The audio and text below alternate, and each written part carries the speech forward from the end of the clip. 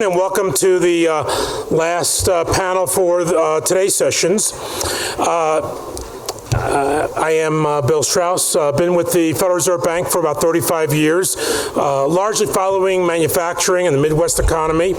But I'm really pleased to, and I should also mention GIC board member, I'm really pleased to moderate this panel, which is going to look at financial markets. And we got a couple of speakers who are going to focus on that specific topic, looking at financial markets, both in the U.S., around the world. And then we're going to kind of turn our attention to more of the practitioner side, what it gets impacted by the financial markets. Certainly, when the Fed does its policies of moving interest rates, there's an appreciation that it's a blunt tool and it impacts some sectors more than others. Automotive, for example, influencing auto loans. But certainly another major sector of our economy that gets impacted by that is housing with regard to the mortgage rates. So we'll hear Ray's going to talk about that. So let me run through some quick bios to introduce our panel.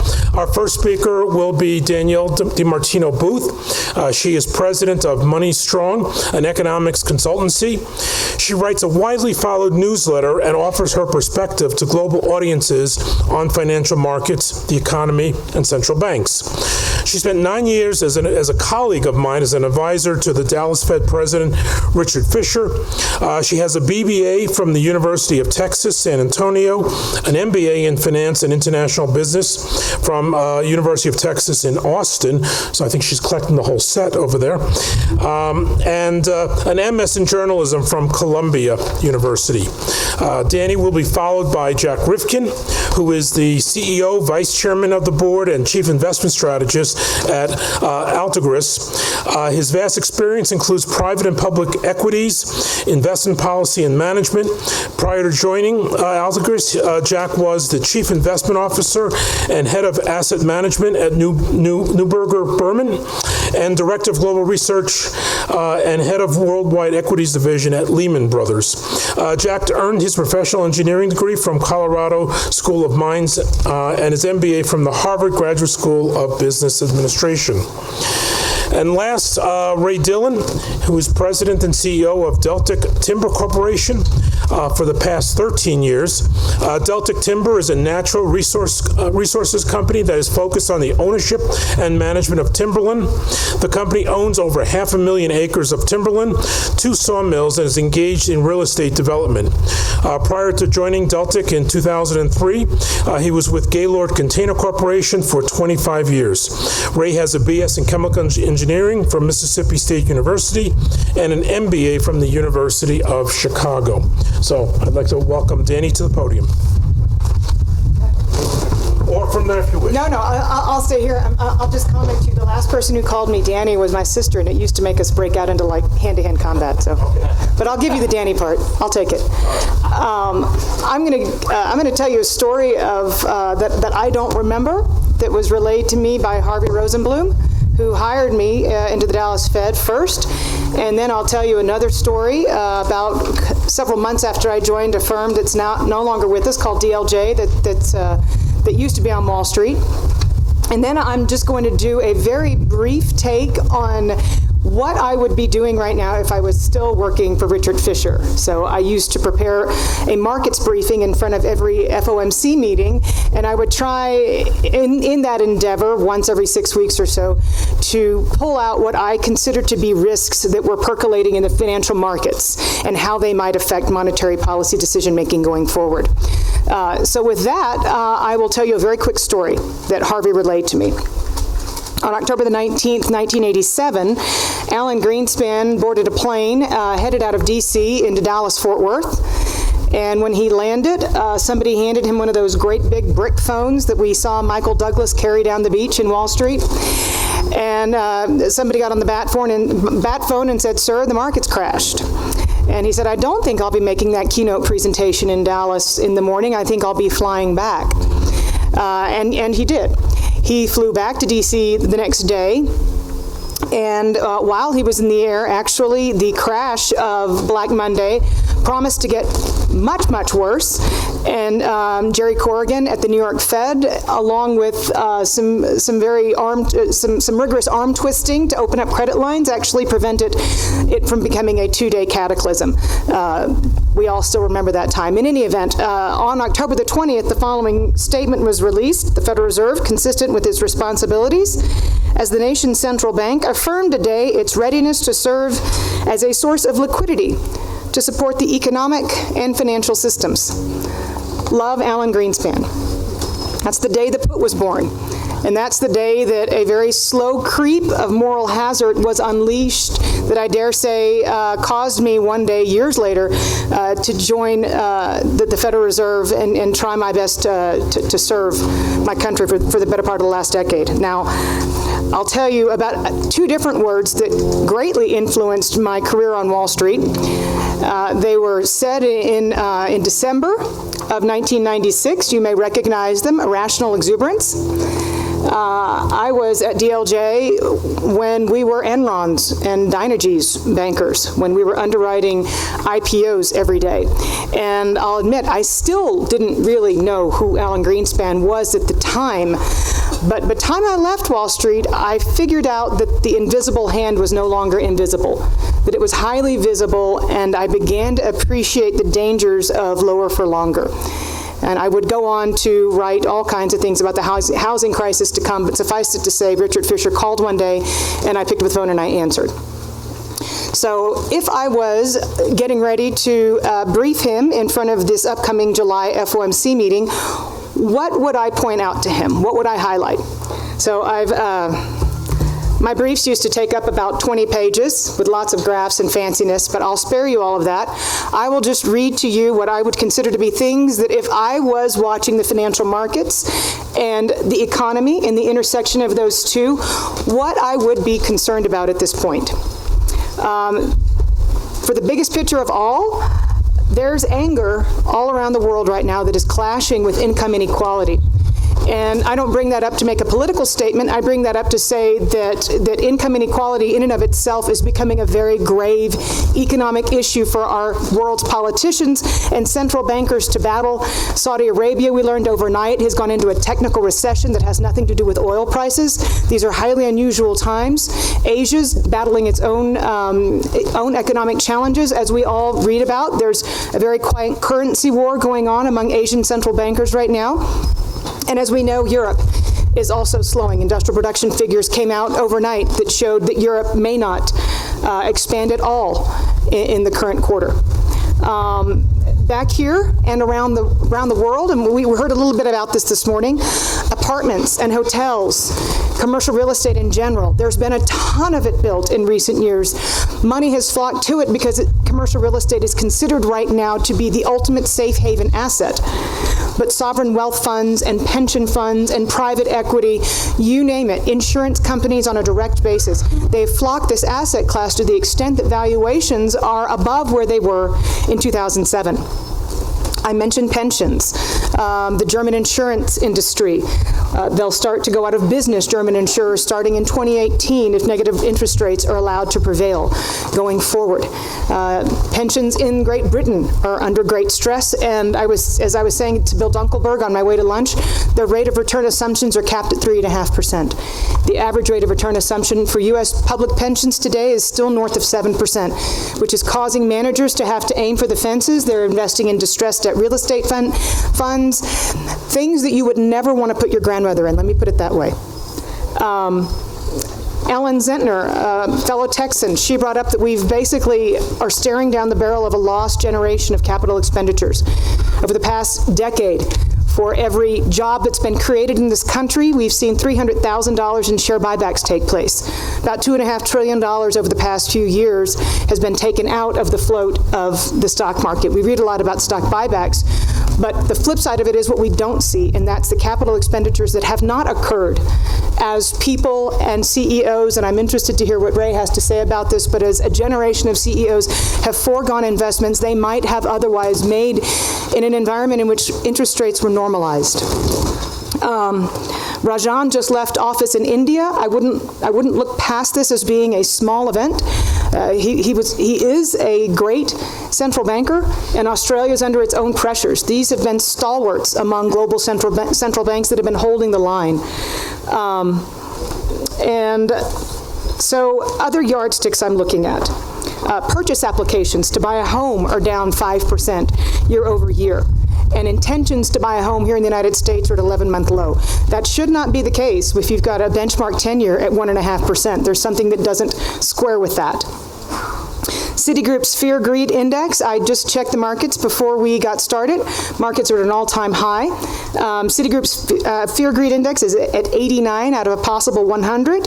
They call that extreme greed. If you're looking at that on a speedometer, kind of like what you would get to on an open road in one of those Ferraris, that's the highest since mid-2014. Animal spirits are alive and well.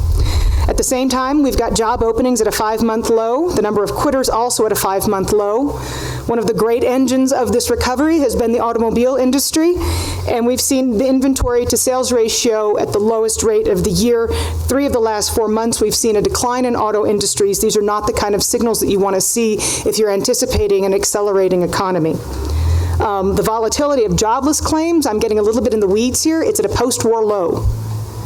So I understand that every Thursday we wake up and see that jobless claims are literally invisible. But the lowness of the volatility signals to me that the next move that we could see off the bottom could be violent. And then just over the past year, let's look at the last time the markets were at a peak, which would be May of 2015. We've just pierced at these last 2 trading days. Since then, non-farm payroll, the average has gone from 240 to 170,000 a month, 6-week moving average, 6-month moving average, excuse me. Again, between then and now, the European stock indices in the aggregate are down 20%. The European Bank Stock Index is down 48%. The Nikkei is down 20%. Chinese H shares are down 40%. The U.S. 10-year is down 70 basis points, and the 2-10 spread, i.e. the yield curve, has compressed by 83 basis points. Gold is up 13%. The high-yield spread, Jeremy Stein, I think, was one of the best central bankers that was there when I had the privilege of visiting with him and working with him. He used to follow high-yield spreads very carefully. I continue to do so. Between last year and now, high-yield spreads have gapped out from 306 to 449 basis points. I would pay attention to that as well. The CRB index, commodities, they're down 18%. Crude is down 25%. S&P forecast, it's down 11%, and forecasted revenues on the S&P 500 are down 5%. The dollar index is flat. The euro is essentially flat. The yen is up 20%, despite Abe's best efforts. And the Fed funds future is at 1.05. This is for December, down 64 basis points to 0.41. So I would echo what Ellen said, and that's that by the time September rolls around, which is the next time the markets consider there to be a potential Fed rate hike, I think that rather than gearing up to have that second rate hike come out of the barrel, I think that policymakers will be taking a hard look at the data and trying to square the exuberance in the financial markets, which is disturbing to them given the backdrop and what's happened over the prior 12 months. And with that, I will hand it to Jack. Okay. So you would be a seller? No, bubbles go on for much longer than anybody ever anticipates. They do. They absolutely do. I've got a couple of questions for the audience. Okay, this is better because I have a Las Vegas throat right now, so I'm not going to be able to speak too loudly. But, okay, so the seasonally adjusted number for May, which started at 38,000, is now down to 11,000. Does anybody know how many unseasonally adjusted workers joined the sales force in May? How about 600,000? Okay.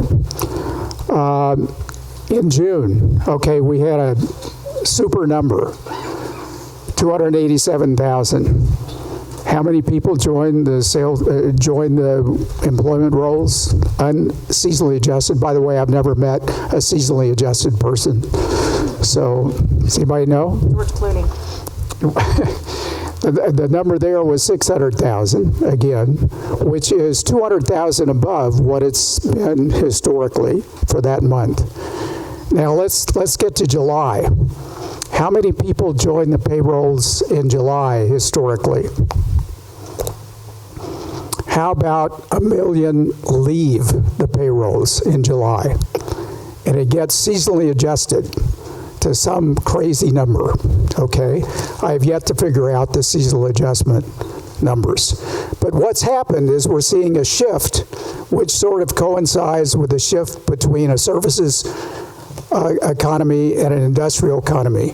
We're not going to see investment, certainly not in the U.S., on the industrial side of the economy. Anybody who does invest in the U.S. on the industrial side is probably making a big mistake, because there are other places to invest where the return on investment would be significantly higher.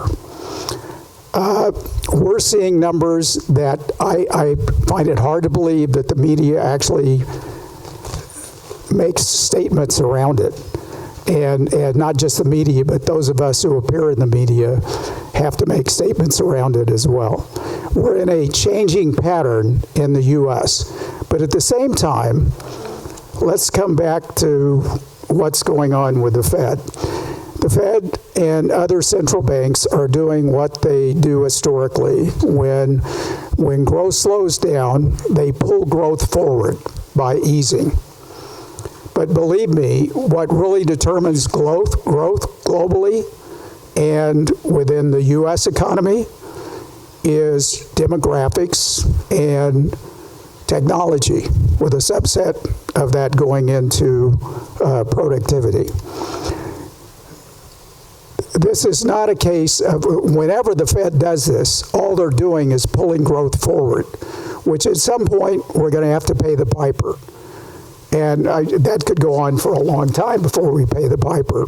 But I think we're looking at the next 5 to 10 years, at least, of very slow growth in both the U.S. economy and the global economy. So when you get to low periods of growth, you have much more of an opportunity for accidents, number one. And number two, you see much more dispersion in markets than you would otherwise, and in individual stocks. Let me take 2015 for an example. The market was what? Up, what was it, like 0.3% or something like that? A small number. S&P 500 had 250 stocks up 17% on average, and 255 stocks, the S&P 500 is not 500 stocks, down about 16%. On average. A big dispersion. Those people who bought ETFs held their own. I have yet to find, I've lost a lot of confidence in what I'd call active managers, because I haven't seen anybody take full advantage of what's going on out there. But we're in for a long period of dispersion and scattered accidents around low growth. To me, it pushes us toward looking for investment opportunities that are away from beta, that they're actually involved where somebody does some work to actually generate value in a company, as opposed to buying the market overall.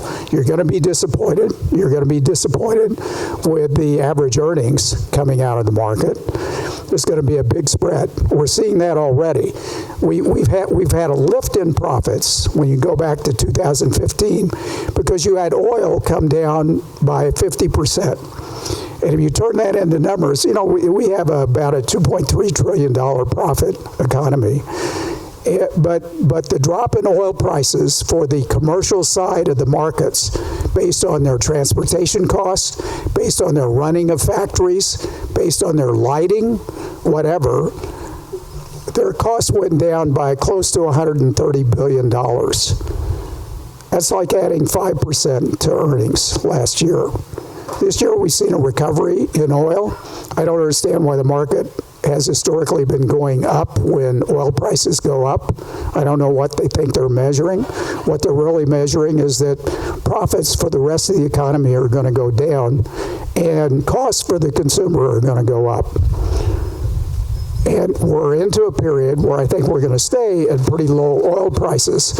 But just understand that we're entering into an environment where costs are going up for the companies overall. We're not measuring it very well. We're not measuring productivity very well. But I tend to watch the wages here. The Fed is supposed to have the responsibility for employment and inflation. They seem to have gone beyond that pretty significantly. But on the employment side, okay, what's the number for people with a college degree or higher? What's the unemployment number? 2. Yeah, 2%. Okay, there's a very high employment number among teenagers and the 20 to 24 group, but there's a lower participation rate in those areas. More of the teenagers are actually going to school, and the same for the 20 to 24 group. So their participation rate is lower, and everybody worries about the participation rate. I'm glad that they're in school, because they're not going to get a job if they're not. In the meantime, yeah, the quit ratio is down for the last 5 months.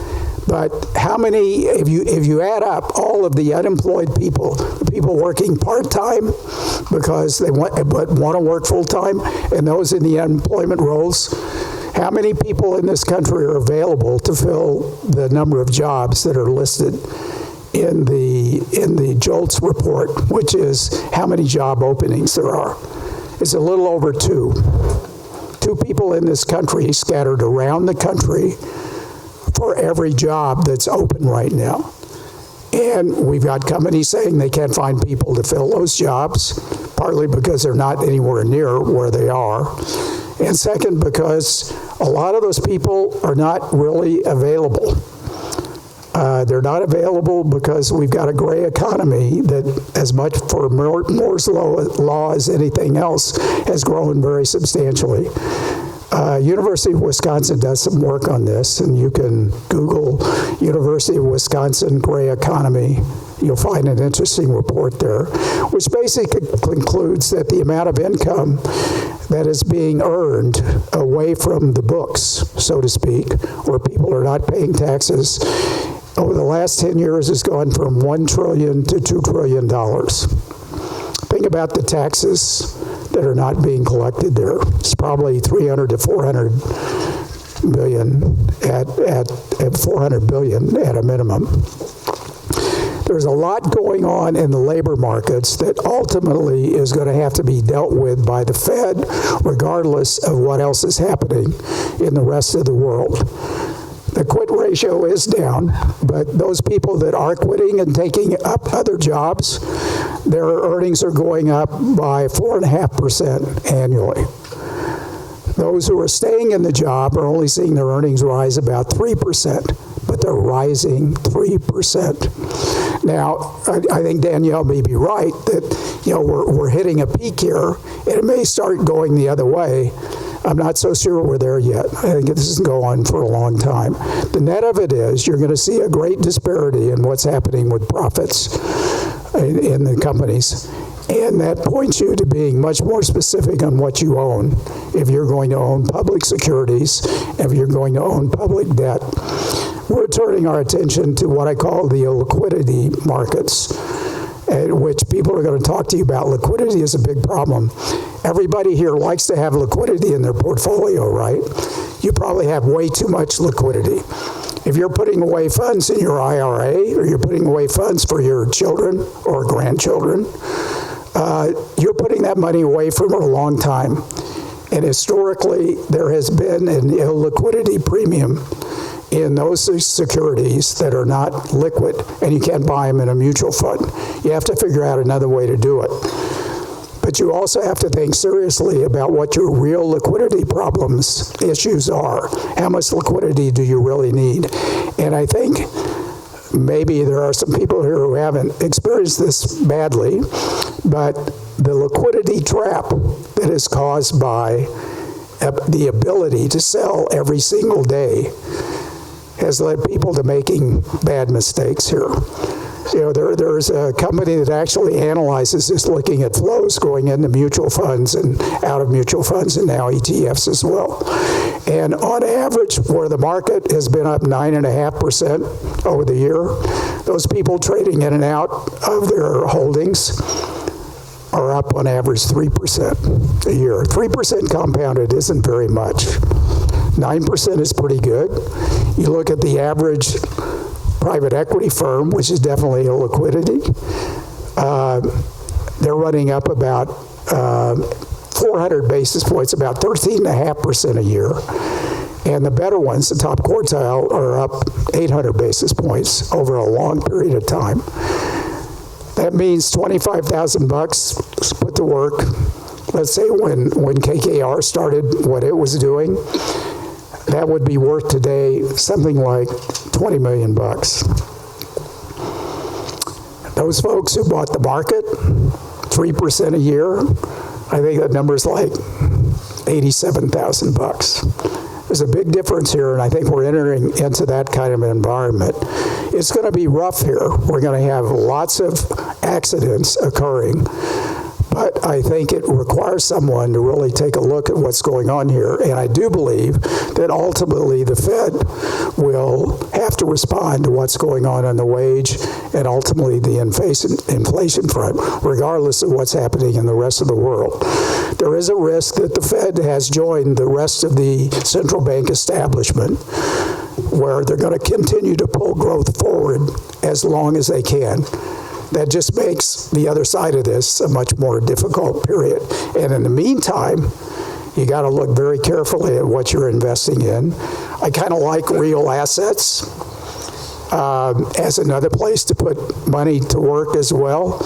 But I don't think too much about the stock market or the bond market here. It's there, it's big. But it's going to be a very tough period. Let's take the first 3 months of this year. I mean, you had enormous volatility. You had the market down 10%, up 12%, down, up. If you'd gone to sleep on January 1st and woke up March 30th, and you owned the S&P 500, your portfolio would have been flat. But I don't think too many people did that. They sold, and maybe some of them bought back, but we tend to dwell on our losses as opposed to our gains here. And I think we're in for a 5 to 10 year period where this is going to be the way the market is. The Fed can make this a longer period of low growth, trying to continue to pull things forward until they retire and die, and it becomes somebody else's problem. But that's not our problem. Our problem is trying to figure out if you've got retirement coming up, if you've got kids going to school, how do you set yourself up for that? And you're not going to be able to depend as much on the public markets as you have historically.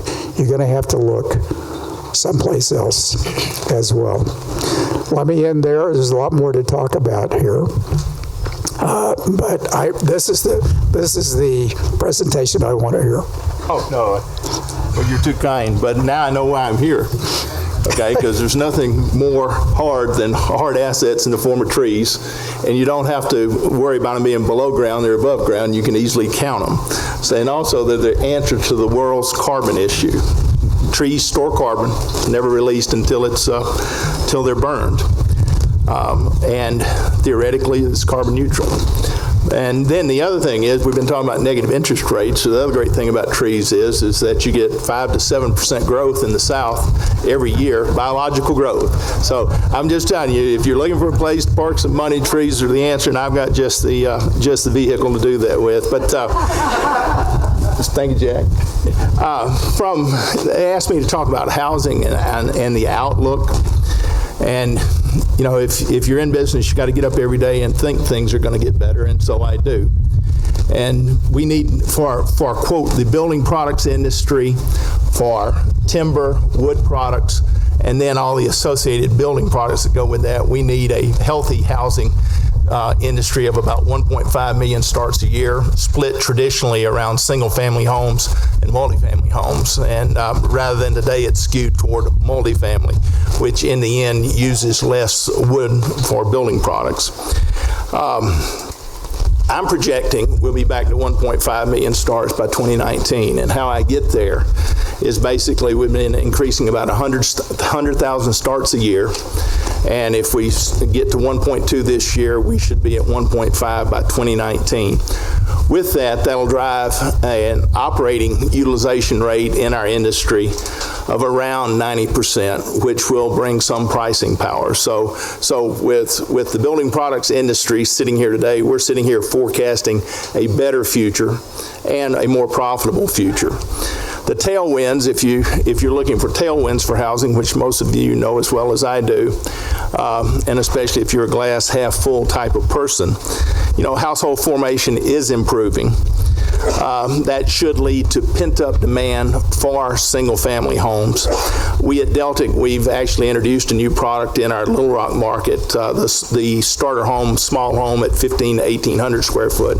And actually, we've sold every lot that we've developed in that market. So we've found that there's a response to it. And so we're going to be developing about another 500 of those.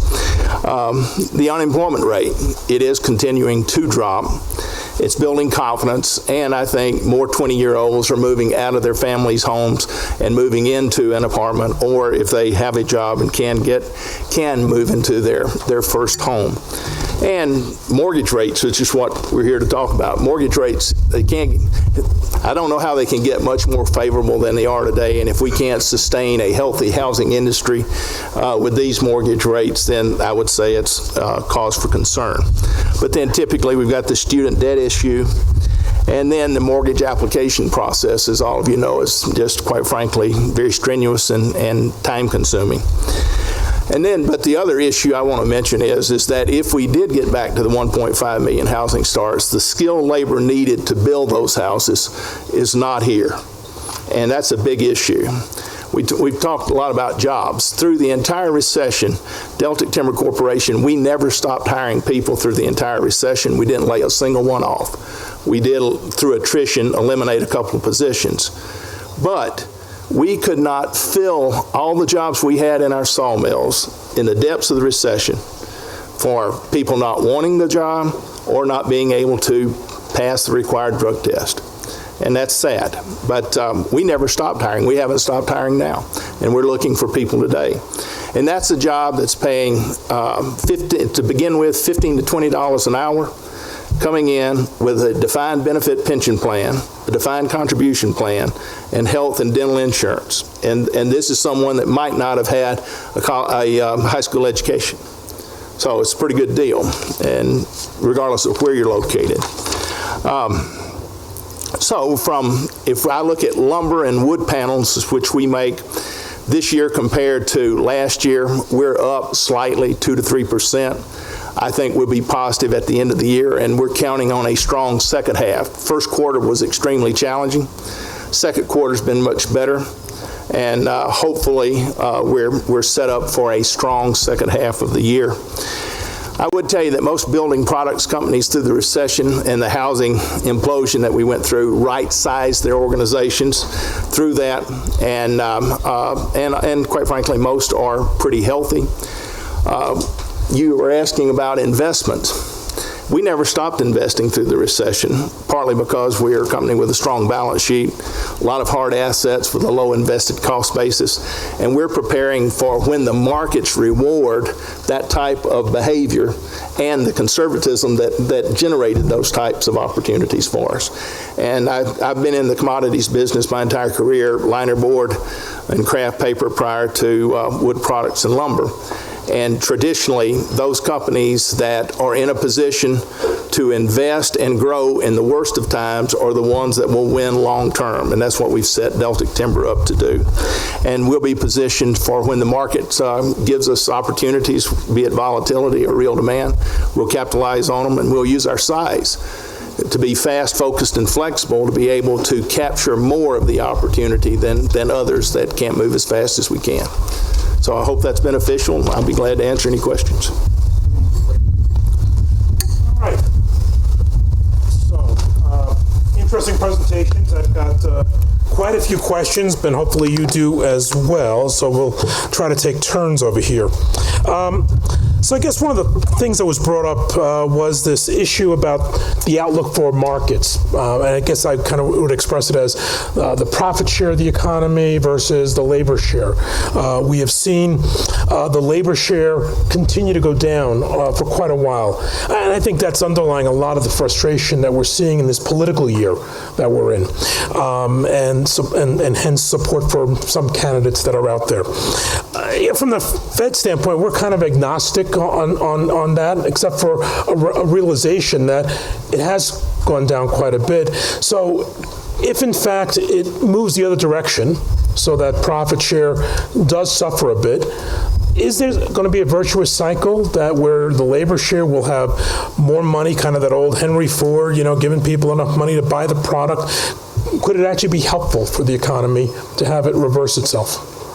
I open up to all of you. Well, let me start. Can you hear me? Okay. I think it's already having an effect. If you take the combination of the additions to the payrolls combined with the modest increase in average hourly wage, and you put that all together, total wages are up 4.5%. And that sort of matches what the consumption is out there. So I think it's already having an effect. And to the extent, which is what I believe, that the wages will rise even more. I'm not so sure how much more labor we're going to add to the force. I think it's definitely going to be a positive here as well. So a net positive for the economy? Yeah, I think it will be. Okay. Yeah. And maybe a net positive for confidence levels as well. I would point out that if you're under 35, your confidence level, the studies that have been done there, Conference Board, is from a low of 40 on the index of confidence, well below 100. Those under 35 are already at 135. They're pretty clear about what the future is going to be. The 35 to 54s are up, they're above 100 now. The 55 and over this is going down, and it's been going down for the last several months. So kind of like the Brexit vote, you had the over 55s voting for Brexit because they didn't want change. And you had the millennials there voting for Remain. I think we're seeing some of the same stuff going on here, and it probably has an impact on how the election is going to come out as well. Okay. I would just urge anyone, if you're not already a Leonard Cohen fan, you should be. And he's got two great songs that I think relate to what's going on here. The first one is Democracy, and his lyric is, "Democracy is coming to the USA." It's called Raw Democracy, but it's coming. People are voting their fears, their prejudices, and they've been given permission to do that. His other good song is Everybody Knows. Everybody knows the boat is sinking. Everybody knows the captain lied. You ought to check out the lyrics of both these songs. Jack, your glass is supposed to be half full. You're forgetting your role. No, I am more than half full in terms of optimism about what's going to happen in the U.S. and frankly about the rest of the world, except for Europe. I mean, Europe is becoming a museum, even more of a museum than it's been.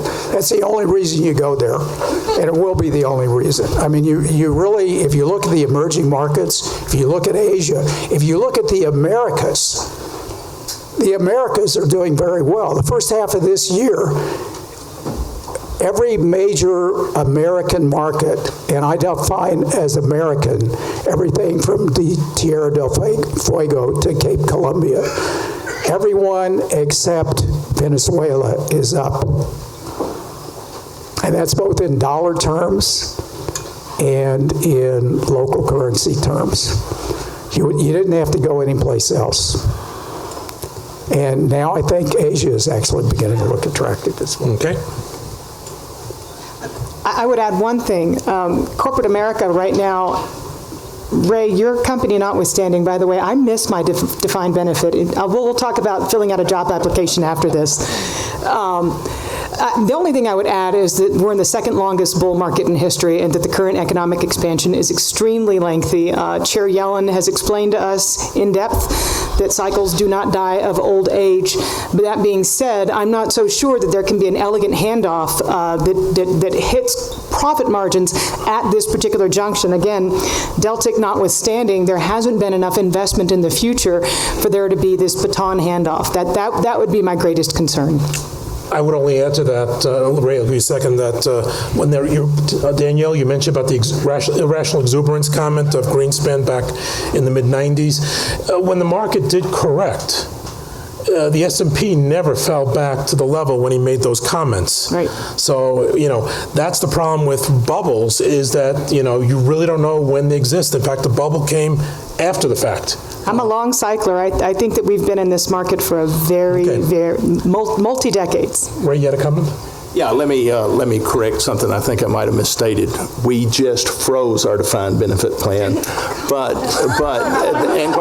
quite frankly, it was due to investor pressure.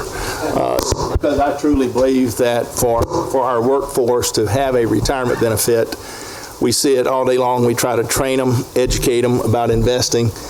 They make the wrong moves at the wrong time, and the only way they'll have a retirement is if it's professionally managed. But nevertheless, with investor pressure, we had to freeze it.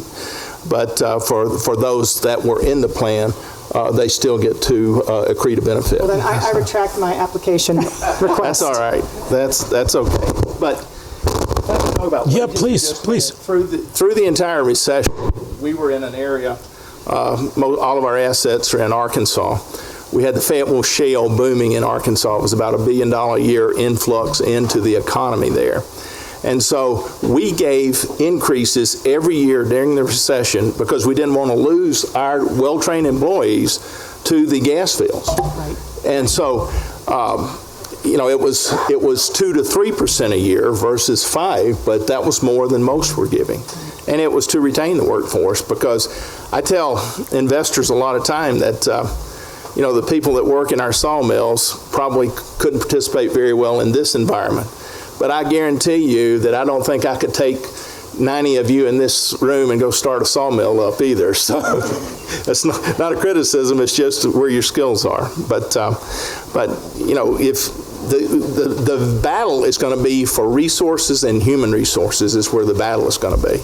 And we're trying to protect that. And if you don't run these mills at the highest level of efficiency, you'll destroy value. So. Okay, we got a question from John. Sylvia. Danielle, may I call you Danny? Sure, go right ahead. You made an interesting comment that really is something floating around in the financial markets. It's about the currency wars in Asia. And this rumor that there's a Shanghai Accord. Give us some of your intelligence on that. Thank you. So, going into Shanghai, I was of the opinion, and in fact I put it in writing, that a whole lot of nothing was going to take place. But by the same token, if you listen to the communique coming out of the Fed at the time, global and dollar, and bear in mind, when I joined the Fed, they took me into the basement and into dark rooms with shackles and said, you should never use the word dollar, that's the Treasury's purview. So it was kind of shocking for me to see the preponderance of the words global and dollar, especially coming from Chair Yellen herself. So I don't know what happened in Shanghai, but I can tell you it was something north of nothing. Something definitely took place, and but the currency war I was referring to is more among those who deal directly with China, who are trying their best. I mean, if you look at the Taiwan, for example, their currency is at the strongest that it's been in 2 years vis-a-vis the Chinese. That's extremely disruptive for their economy. And when you think about the persistence of the expansion in China and its industrial expansion, this is very disruptive for all of the countries involved in that supply chain, even to the extent that we're seeing pressures coming out of Australia as well. So there's one side of the Chinese currency, and that's that it's pegged to the dollar. And then there's the other side of it where you've seen an opposite move in the yuan, and that's having very detrimental effects on some of its trading partners, in my opinion. Okay.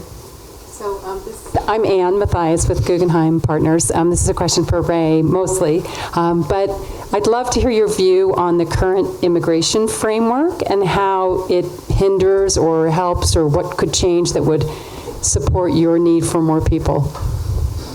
Immigration is one of the keys to correcting our economic situation, and it's been that way. And it's, as much as we try to explain to our politicians the importance of it, it's just locked up in Washington and we can't get a breakthrough. There wouldn't be a single tree planted in the southern United States if it wasn't for migrant labor every year. And we planted at Deltic Timber over 15,000 acres this year, and not a single one was a U.S. citizen. They were all green card validated, but it's a tremendous concern.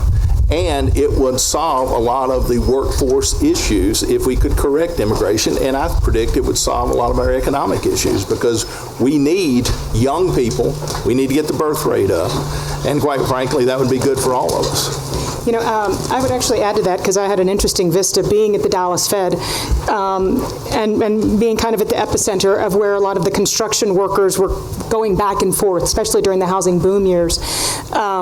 Towards October 2009, at the Dallas Fed, they tracked the largest movement in the history of mankind of money going back into Mexico. And what we realized it was, after a little bit of digging, was that it wasn't just paychecks going back to Mexico. It was Mexicans going back to Mexico and taking their entire life savings with them. And in the interim, you've seen a burgeoning middle class in Mexico. You've seen single-family construction in that country. You've seen a growing industrial sector, and you've seen a mortgage market in Mexico. So even though we've had quite a bit of commercial real estate construction going on in this country, the pull, if you look at the net numbers, net Mexican migration to this country has been negative for the past few years. Most of the illegal immigration that's been coming here has been coming from some of the Latin American countries that are being very, hurt by the drug war.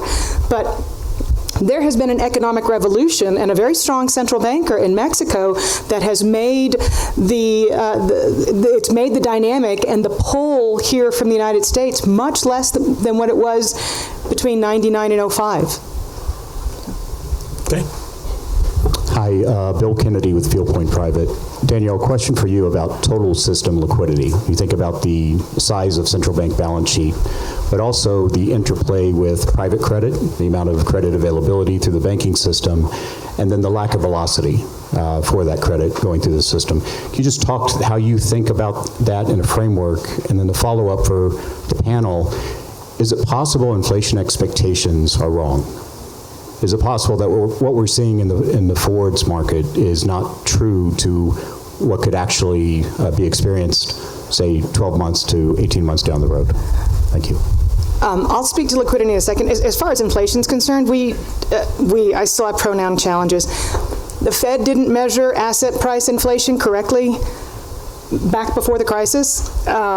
Single price home prices were going up 4% a year before the housing bubble burst. Rental inflation's going up 4% a year now. These are not being captured in the metrics that are showing inflation running too low. And I promise, for the average American, they think it's a bunch of hooey because they're feeling it where it hurts. That's the biggest line item for a given American household. My concern with liquidity is I'll give you a very, we can talk about this for hours afterwards. I'll give you a very big concern I have about liquidity. Japan's going to run out of things to buy.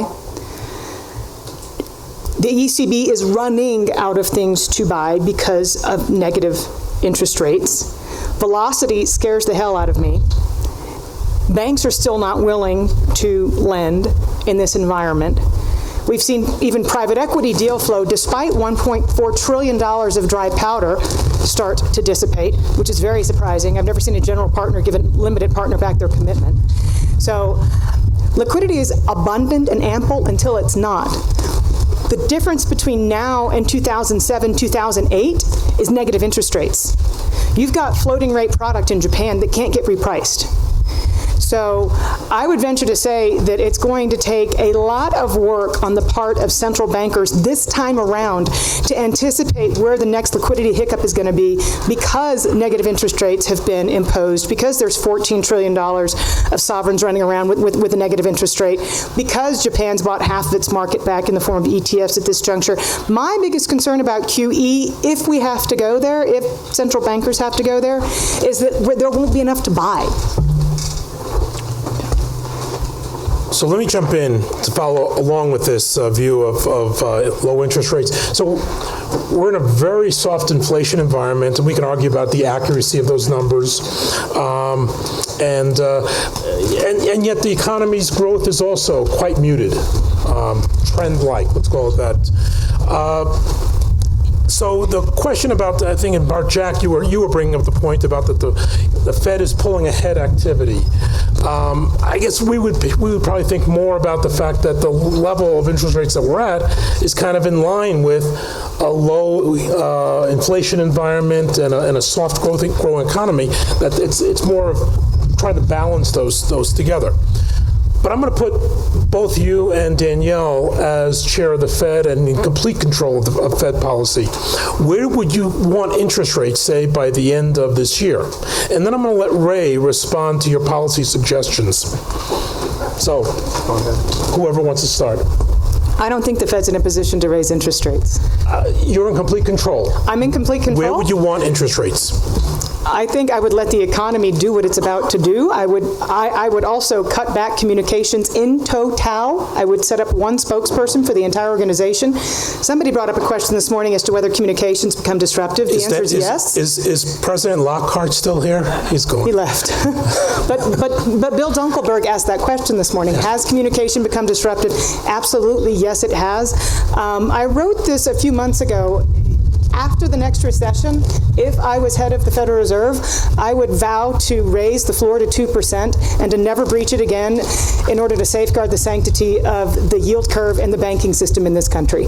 And I would never, ever go to the zero bound again, because I don't think it's been efficacious, I don't think it's been helpful, and I think it's opened Pandora's box. So you want it to go to 2% by the end of this year? Not by the end of this year. I said at the end of the next recession. I don't think the Fed or anybody else can get in the way of the recession that's coming. But my question was that you are in control of interest rates from the Fed funds rate. Where do you want to target that Fed funds rate by the end of this year? I think I would not move the Fed funds rate from where it is right now. Okay, Jack? I might want to wait for the July employment numbers, which I think could be a very positive surprise. But I would see 2 raises this year. I'd get us to 75 basis points with the intention to have the rates go higher, regardless of what I saw going on in the rest of the world. All right. So both of you, from my view, given your statements, that's surprisingly Fed-like. So I don't know if Ray, you have any comments on what their policy would suggest for you? Sure, I like their ideas. Let's keep them low for longer, and because it's not great where we're at. Let's let things get a lot better, and then we can raise rates. But can I make one comment about inflation?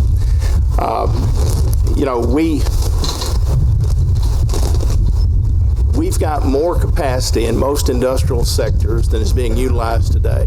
There's just a lack of demand. So I don't see inflation. And every competitor I know is looking for customers and looking for my business. And I'm sure that's true about everybody in the room. So there's just more supply out there than there is demand. So we really don't have any sector that's overheated. I don't see it. I totally agree with that. I think we're getting overheated on this in the services sector. I think there's some trouble there. And let's not forget that's 83% of our economy. Okay, question. Yes, I'm Matthew Grupp. I'm a tax lawyer and family office executive for a few smaller family offices. And I'd add I'm doing my part of the birth rate, 11 kids. So. Great. A question primarily for Jack and Danielle, but be interested in all of your opinion, if you're willing to comment. You mentioned plenty of areas where you don't expect growth or a return on investment. I was just hoping you might give us a few ideas where investors might make some money right now. The PE on the utility sector is now higher than the technology sector. Makes no sense to me because people have been chasing yield and they've driven up the multiples. In the meantime, a lot of those companies are actually reducing their net worth because they're continuing their dividends. And I think that's the sort of the separation. You need to look very carefully, whether it's stock buybacks, which some of them are replacing with debt or whatever, their net worth is going down. And that can only continue for so long. So I think it's much more of a balance sheet analysis in terms of figuring out what you want to own here. But I like technology. I think we're seeing major disruption in the healthcare sector. That's partly technology driven, and partly the hospitals taking more control of their own lives. So I think that's an interesting area as well. And I think what I'd call the value consumer side of the economy is an attractive area as well. And technology, you have to be careful because there's some really weird stuff. This so reminds me of the dot-com era. But there's also some very interesting things going on there as well. But the industrial sector, it's got to get to a significantly lower price before I think it's attractive. I think in terms of real assets, to me, producing oil wells that at this time are actually producing and having a contribution to overhead, I think that could be attractive as well. And other hard assets, land. I would just add to that. Jack had a lot of great suggestions. There are a lot of municipal bonds in this country that are actually agnostic from anything that might go on with a city or a municipality's finances that won't be affected. So I would certainly look to certain pockets of the municipal bond market that might get hurt by headline risk, but will actually be money good regardless. Anything with cyber in front of it, anything basically, because they're all coming for us. And then I would ask Ray, the other question I would pose to Ray is one of the best ideas I've heard recently is if the Chinese economy is really going to slow going forward, that doesn't mean that this burgeoning middle class in China is going to stop growing. It just the growth rate might slow. So ergo, New Zealand timber, because you're going to reduce your transportation costs, but they can't figure out how to buy it. So I'm wondering if Ray can help us with that. Well, I can't help you. There's an outfit in China by the name of Sun Paper. They just announced a $1 billion investment for Arkadelphia, Arkansas, to build the most modern bleach pulp mill that's been built in the last 10 years. Hopefully, they'll begin construction in March, and it uses wood, Jack. So, what I was going to say about the Chinese economy is that they're resource short, so they're looking for resources, and this will be, quite frankly, amazing if this investment comes out of the ground, because they intend to make the pulp here, rail it to Los Angeles, ship it to China in the empty containers that are coming from China. The logistics actually work pretty good. And because we're the wood, quite frankly, the world's wood basket, especially in the southern United States, we've got an ample fiber supply at a low cost. So that's what they're doing, and it's to feed their aging population and now they've gone to the 2-child policy, so that's why they need the fiber. Is that going to take advantage of the new Panama Canal? Is that the way they're going to move? No, I don't think so. Going back? I don't think so. Okay. That's not what they're planning today. Interesting. This question's for Ray. I have a question for Ray, but pushback. I hope that I'm wrong. Sorry, a little pushback in the hope that I'm wrong on what you said about household formation, because I too was looking for a household formation to pick up. Picked up at the end of 2014, and it's slowed quite sharply since then. And if we look at some of the things within the numbers, these kids, and I may have one of them in a few years' time, you can't get out of the house. If you look at the percentage of kids, not kids at this stage, between the age of 25 and 34, still living with a parent, that's gone up from 11% before the recession, 11% was a pretty stable number, to 15%, and has shown no signs of coming down. These kids don't seem to want to get out of the house. Maybe the parents are paying for their health care under Obamacare, maybe they're paying for the Netflix, they're paying for the phone plan, and they want to take the disposable income and spend it on something other than what the parents don't have. They've got housing. And I find it, I would have thought that would have come down, and that's set up. And throw one other number in there. The percentage of Americans owning homes has continued to decline.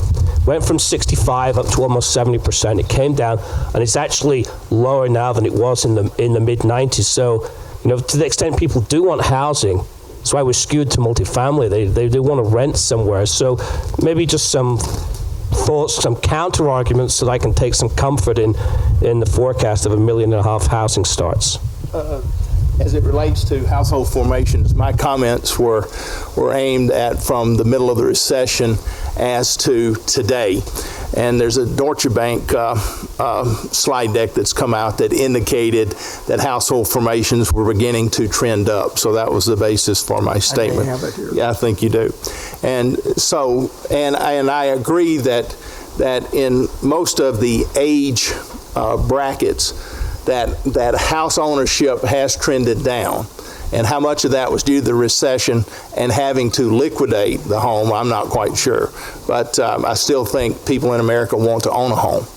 So that's my basis for housing improving over the next 5 years. Yeah, and with population growth, that is, yes, below 1%, and half of it coming from immigration, that's still generating about 3 million people into this economy of ours every year, and you do need to house them. And the other we look at what's happening with this millennial group, they are aging too. They're not staying that same age. So they are getting to that point where they're starting to finally get married, yes, with a delay. They're starting to buy homes, yes, with a delay. But we are beginning to see the nascent signs of that pendulum swinging back to some degree. I will say, though, that some of the studies that are being done indicate very much that this younger group is more interested in experiences than owning hard assets, which is also an interesting investment theme as well. Okay. But, $1.5 million is not a huge number. No. Really. No, especially given the dearth of investment in housing that has been going on since basically the last 10 years. Right. Got a question up here? Wait. I have in the real estate business here in Jackson Hole. My question, though, is really about taxes. Do you think there will be tax reform with our new electeds coming forward, and what impact do you think that'll have on the financial market? And also, hopefully, if there'd be a corporate tax, what that might have on the business you're in. Did everybody hear the question in the back of the room? It's about tax reform going with the upcoming new administration, what the panel believes it might occur both in the financial industry as well as corporate. I hope. I think there will be tax reform, not as broad as some would like it, number one. And part of that is because there's going to be a lot of lobbying against it. Yeah. This is not a universal thing that corporations are worried about giving up their subsidies. Yeah. So it's going to be a problem. I think we'd actually have to have term limits before we actually got true tax reform.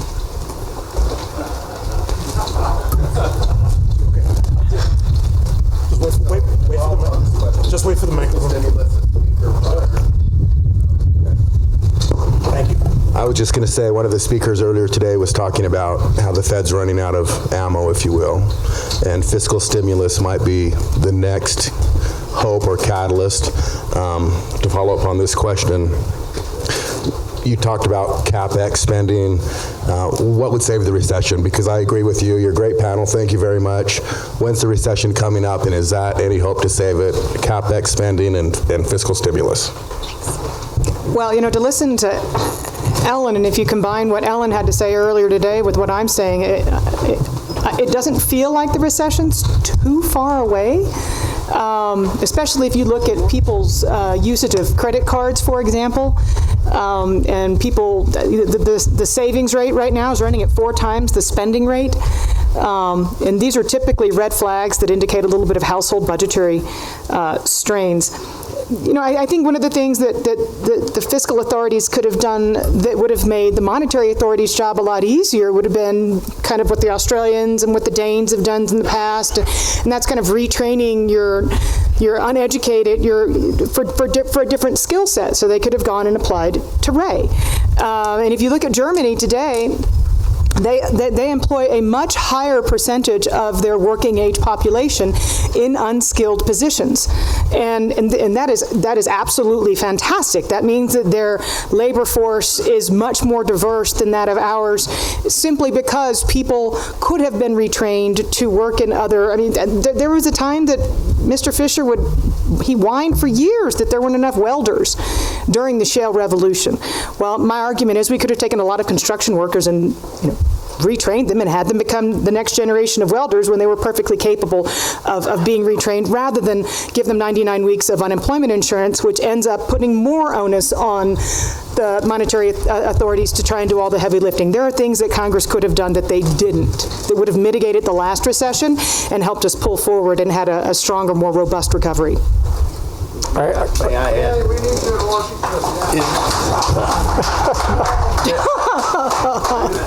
There's still not enough welders.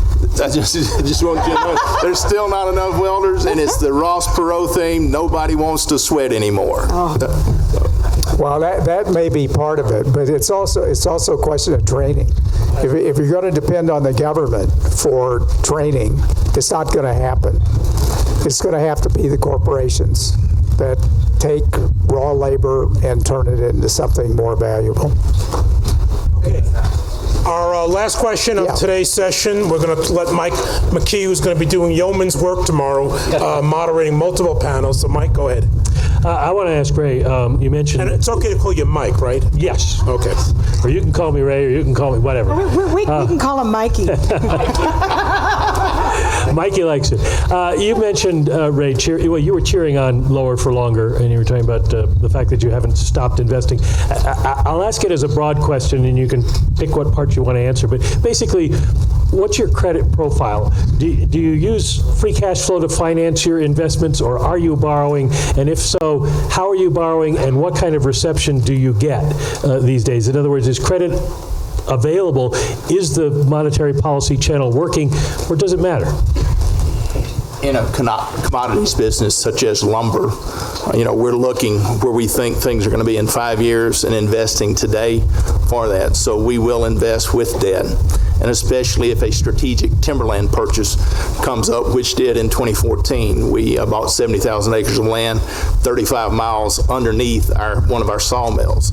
You only get to buy a tract of land like that in 100 years. It'll be another generation before it comes up. So you've got to have your gun loaded and be able to pay cash when that happens. And we finance it all with bank debt and with our profile, with hard assets, and quite frankly, when they've got 3 or 4 times coverage, it's not hard for us to find a lot of bankers that want to be in the credit facility. And if you'll look at it, I'll show it to you. I happen to have that with me, but we've got a great credit facility and got it for 7 years. So we've got cheap money for a long time. Okay, with that, I want to thank our panel for an excellent discussion.